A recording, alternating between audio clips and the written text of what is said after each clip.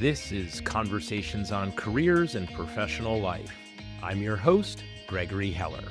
On this series, I'll turn lessons from my MBA course, Professional Communication, into practical insights you can use every day. Today's episode covers a powerful principle for modern communication: engage first, then inform. The idea is simple. Your audience won't listen to you until they're first interested in you. If you want your message to land, especially in a presentation, pitch, or meeting, you must earn attention before you can deliver information. Let's break down why engagement matters, how to do it ethically and effectively, and how it changes the way your audience absorbs your message. We live in an age where attention is scarce and distraction is endless. If the first thing you give your audience is a spreadsheet, a data table, or a 12-bullet agenda, their brains will tune out before the thinking begins. As Guy Kawasaki puts it, if you entertain them, you earn the right to inform them. And entertain here doesn't mean jokes or theatrics. It means capturing curiosity. Think about how you listen. If a speaker starts with something flat, "Today we'll be discussing Q2 performance metrics," your mind may begin to drift. But if they begin with something more like, "Let me tell you about a customer who almost left us in Q2 and what that taught us about the entire business," you might just get hooked. You want to know more. Attention is the gatekeeper. Engagement unlocks the gate. There's a reason stories, surprises, and vivid examples work. The human brain is wired to respond to novelty, tension, and narrative. Here's the simplest version. Engagement activates emotion. Emotion primes the brain for meaning, and meaning primes the brain for information. This is why pathos, emotion, needs to come before logos in persuasive communication. When people feel something, they become receptive to understanding something. And in a business environment, engagement doesn't mean dramatics. It can be a surprising data point, a customer quote, a bold thesis, a short story or anecdote, a question that lands. You're not adding fluff, you're opening the door. Here are practical, reliable ways to engage your audience before you inform them. The same tools I teach MBA students preparing for their big presentations.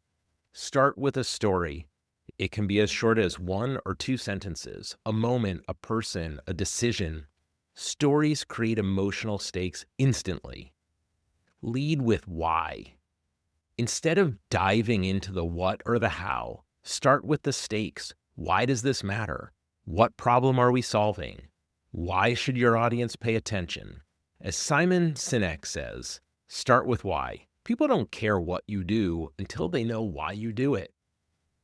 Use a surprise, a counterintuitive fact, something unexpected in the data, or a myth your audience believes. Surprise triggers curiosity, and curiosity triggers attention.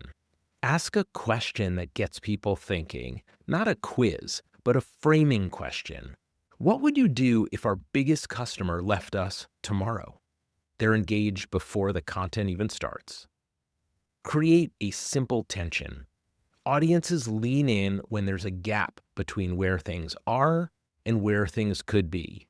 That's what I mean by tension. You could also think of this as a curiosity gap. Use 1 or 2 of these, not all of them. Engagement is a spark, not a fire hose. Once you've earned attention, now you can deliver your insights.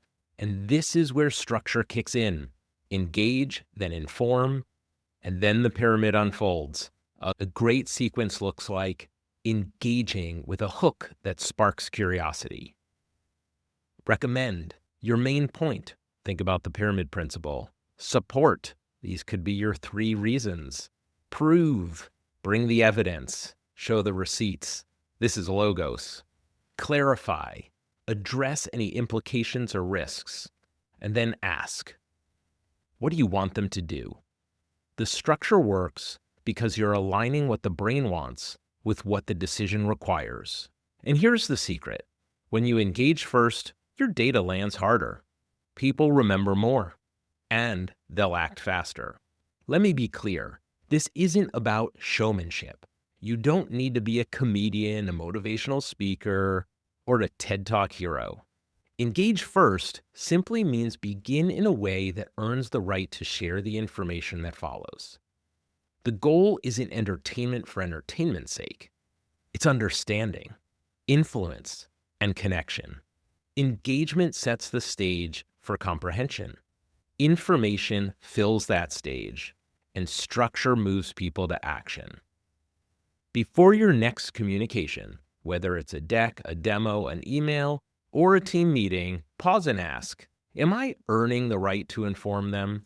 Am I capturing curiosity before delivering content? Engage first, then inform. Your audience will understand more, remember more, and trust you more. Thank you for listening to Conversations on Careers and Professional Life. If you enjoyed this episode, please consider sharing it with a friend or classmate. Help others find the show by leaving a rating or review on Apple Podcasts or wherever you listen. Did you know the show is available on YouTube? You can help others find it there by clicking that subscribe button. Conversations on Careers and Professional Life is produced by me, Gregory Heller, with support from the Foster School of Business Office of MBA Career Management. Learn more about the show, find show notes and past episodes, and get in touch with me at conversationsoncareers.com.